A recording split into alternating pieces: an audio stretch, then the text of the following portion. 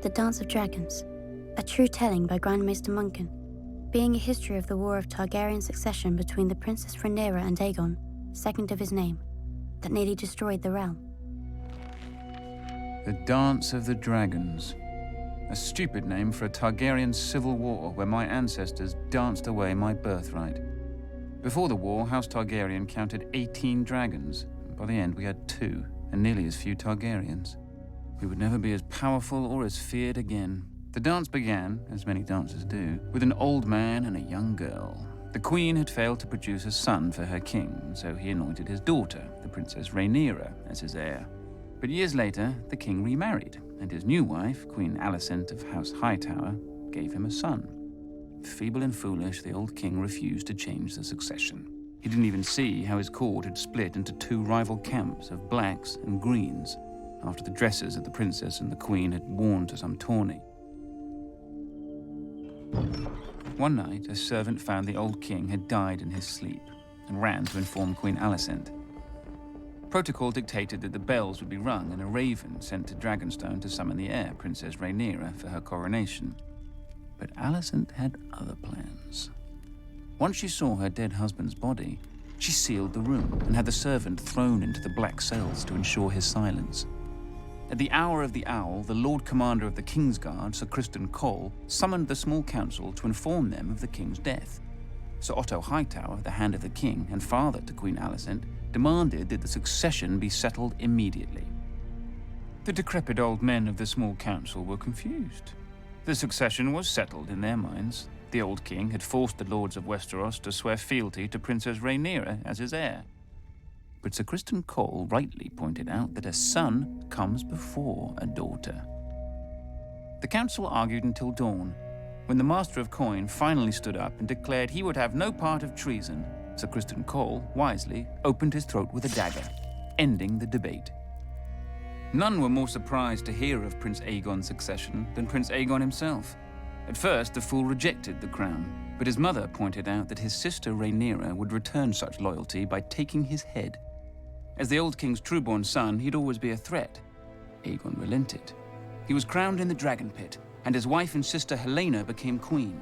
His brother Aemond flew off to win over the few great lords whose support Aegon didn't already have. The banner of the Gold Dragon flew over King's Landing and the Red Keep as Aegon, second of his name, ascended the Iron Throne. He would not sit it long. When ravens carried the news of Aegon's coronation to Dragonstone, Princess Rhaenyra summoned her own Black Council. With her was her uncle and husband, Daemon Targaryen, considered by many to be the most dangerous man in Westeros. Few lords supported her, but the greatest of these was Corlys Velaryon, who controlled the largest fleet in the realm, and his Targaryen wife, Rhaenys, the old king's sister. Then there were her 5 sons, although none grown to manhood. A pitiful assembly, really. Combined, they couldn't match the power of House Hightower alone. But Rhaenyra had dragons. She, Daemon, and Rhaenys rode huge and formidable beasts, and 3 of her 5 sons were riders as well. Dragonstone also housed 6 more dragons without riders. Against this, King Aegon had only 4 dragons of his own. Dragons can burn a city, but only armies can take and hold it. If she was to prevail, Rhaenyra desperately needed the support of the few great houses not already sworn to Aegon. Her eldest son, Jaehaerys, flew to the Vale in the north. Her middle son, Lucerys, flew to the Stormlands. Rhaenyra hoped that the war would begin and, if the gods were good, end with diplomacy. As always, they weren't. Little Prince Lucerys must have wet himself when he entered Storm's End and found King Aegon's younger brother Aemond already with Lord Baratheon. Aemond was fearsome even before he lost his eye and set a sapphire in its stead. But the princeling pleaded his mother's case. Finally, Lord Baratheon made his decision. Go home, pup, and tell the bitch your mother that the Lord of Storm's End is not a dog she can whistle up. As Aemond's false eye gleamed at him, the princeling fled the castle and mounted his young dragon, Arrax. The rain fell in sheets, and great bolts of lightning lit the world bright as day. Arrax was struggling to stay aloft in the gale, when a roar shook the very foundations of Storm's End. Aemond rose through the clouds, and below him, the monstrous Vhagar. Vhagar was 5 times the size of Arrax, and the hardened survivor of 100 battles. Vhagar caught him above Shipbreaker Bay. Watchers on the castle walls saw distant blasts of flame, and heard a shriek drown out the thunder. Prince Lucerys fell, broken, to be swallowed by the waves. With his death, the War of Ravens came to an end, and the War of Fire and Blood began. When Rhaenyra heard of her son's death, she collapsed. She considered ending the war right then, until a raven arrived from her husband, Daemon. Her son would be avenged. Whispers slithered through the taverns and back alleys of Flea Bottom. 2 men were found. One was a former Gold Cloak, the other, a rat catcher in the Red Keep who knew all its secrets. History remembers them only as blood and cheese. One night, Queen Helaena entered the royal apartments with her daughter and 2 sons to put them to bed. Without warning, Blood and Cheese burst in, daggers in hand. They told her that a debt was owed. A son for a son. Blood and Cheese demanded she choose which son would be ripped from her forever. Queen Helaena pleaded with the men to kill her instead, but they refused. Weeping, Helaena named her younger son, Maelor. Perhaps she thought the boy was too young to understand. Or perhaps because the older boy was King Aegon's firstborn son and heir. "You hear that, little boy?" Cheese whispered to the younger son. "Your mama wants you dead."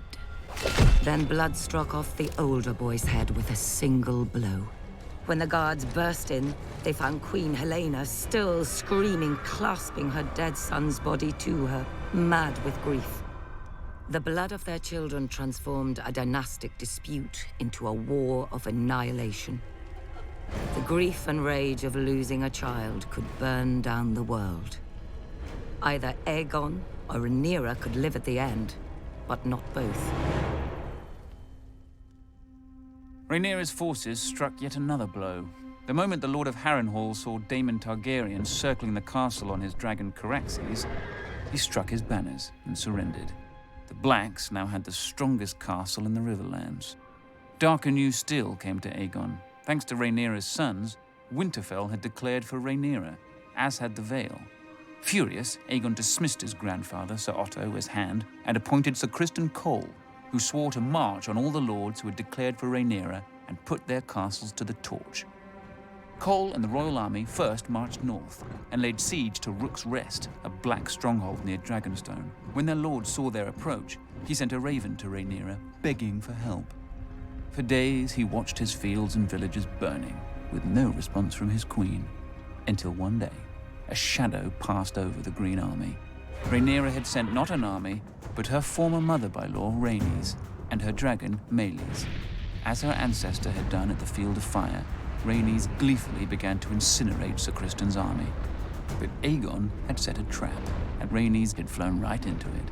As Rhaenys and Meleys blanketed Sir Criston's troops in dragon flame, 2 other dragons rose into the sky. Aemond on Vhagar, and King Aegon himself on the gleaming Sunfire. To her credit, Rhaenys didn't flee. Dragon fought dragons, and a second sun blossomed in the sky. When the smoke cleared, only Aemond and Vhagar stood uninjured. Sunfire, the most magnificent dragon in the world, had one of its wings almost completely torn from its body. Trapped beneath Sunfire was the king himself, broken and burned so badly in places that his armor had fused onto his flesh. His body survived, but his mind was given over to milk of the poppy. Meleys had been torn to shreds, and her rider, Rhaenys, was a pile of ash. Panicked by the defeat, Rhaenyra shipped her 2 youngest sons across the narrow sea for their protection, only for her youngest to return days later, clinging to the neck of his wounded and dying dragon. He and his brother had been set upon by an enemy fleet just off Dragonstone. Defying his mother's command, Rhaenyra's eldest son and heir, Jaehaerys, mounted his dragon Vermax and flew to rescue his other brother and punish the enemy fleet. But the foolish boy let Vermax be hooked like a trout and dragged into the sea, where he soaked up even more arrows than seawater. His brother disappeared over the horizon or beneath the waves. No one could say for sure. With the loss of 4 dragons, Rhaenyra's only advantage was fading. Luckily for her, over the centuries, House Targaryen had spilled more than blood on Dragonstone. She promised gold and title to any of the Targaryen bastards who could tame the 6 unclaimed dragons on the island. These bastards were called the Dragonseeds, though most were called Supper. And perhaps the dragons were eventually sated, or bored, but 4 of them accepted riders and were enlisted in Rhaenyra's cause. After Rook's Rest, Aemond One-Eye took command of the Greens from his crippled and poppy-addled brother. Aemond was the blood of the dragon, and dragons don't cower behind city walls. He marched the king's army north to take back Harrenhal from Rhaenyra's husband, Daemon. But when he and Criston Cole reached the castle, they found the gates open, with Daemon and all his men gone. That night they feasted their victory. Daemon had fled rather than face their wrath. But Daemon was more snake than dragon. As Aemond marched north, he'd flown Caraxes south, slithering past the Green Army over the waters of the God's Eye.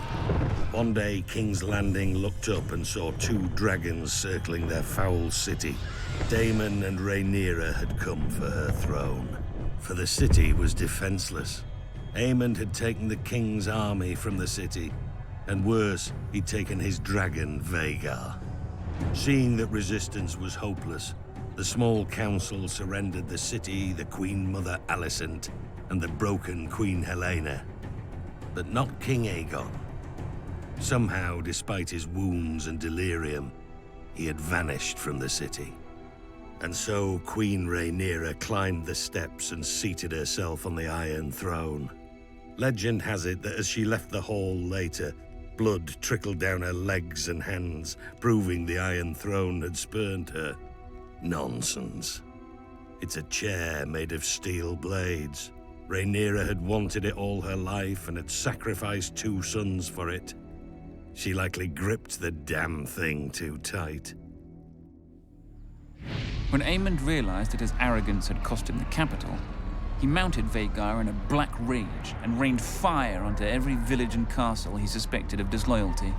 Abandoned by Aemond, Sir Criston marched the royal army back to King's Landing, intent on recapturing the city himself. Instead, he was trapped and cut to pieces by the Riverlords, who had sworn to support Rhaenyra's claim.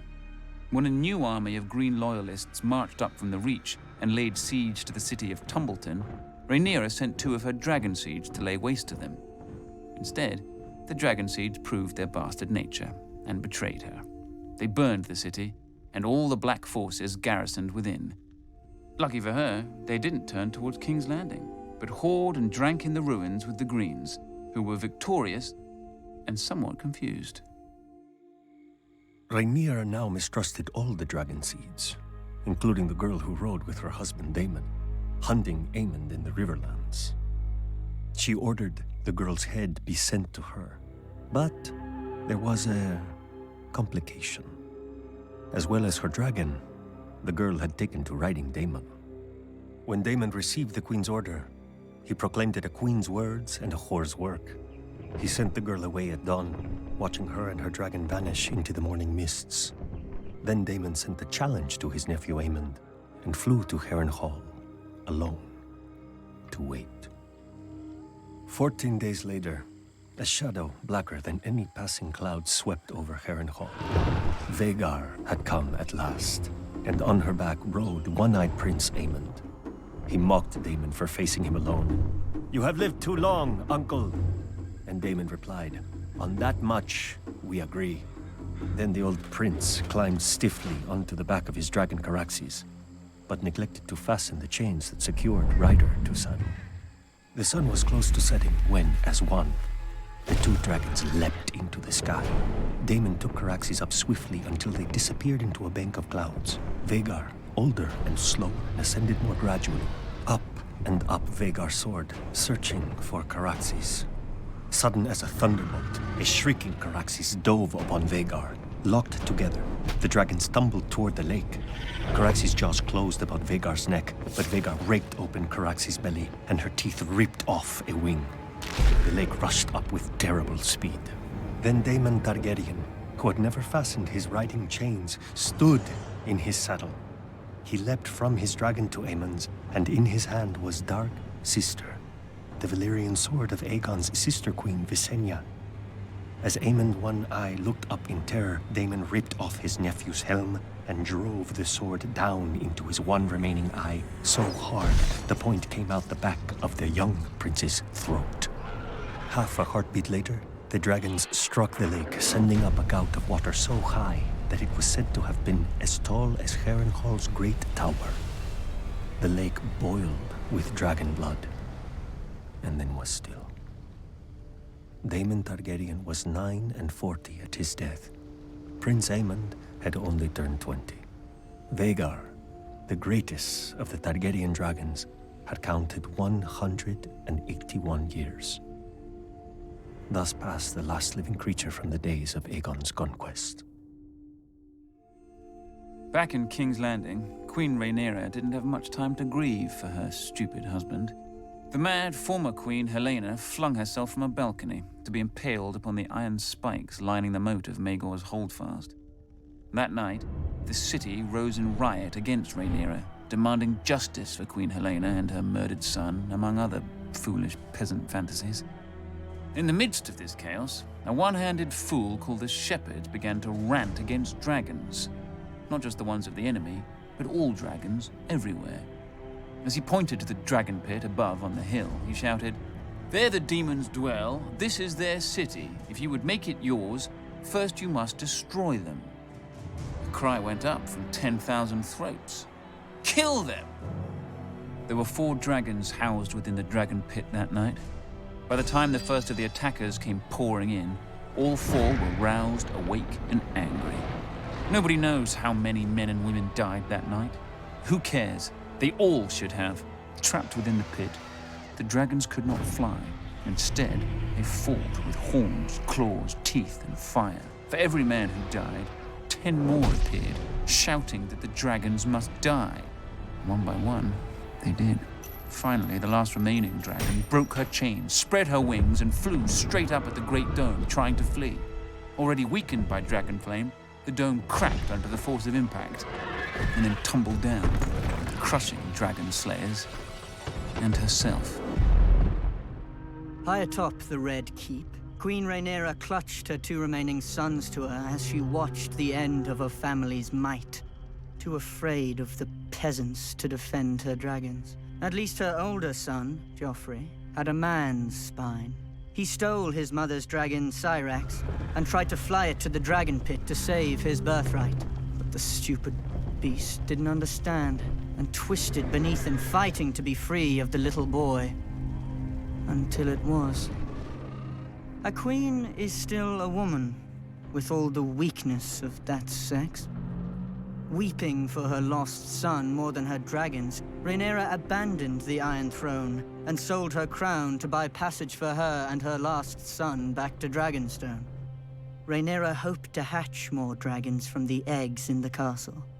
But when she landed, the welcoming party slew her guards and marched her and her son at spear point to the castle to face a dead man and a dying dragon. "Sister!" King Aegon, second of his name, called out to Rhaenyra. Rook's Rest had left Aegon bent and twisted, his once handsome face puffy from milk of the poppy, with burn scars covering half his body. Rhaenyra, ever defiant, told her dear brother that she'd hoped he was dead. "After you," Aegon answered. Then, Sunfire bathed her in a blast of flame and devoured her in 6 bites while her son watched, leaving the 7th and final bite, her lower leg, for the stranger. Rhaenyra was dead, and King Aegon sat the Iron Throne again. But only for half a year. He was poisoned by his own men and replaced with the very boy who had watched his mother devoured. When Rhaenyra's last son wed Aegon's only daughter, the Dance of Dragons officially ended. Ashen burned men, all that was left of the Riverlands. 2 scared children spouting oaths they didn't understand, all that was left of the mighty House Targaryen. Ancient skulls and hatchlings that grew no bigger than cats, all that was left of the dragons.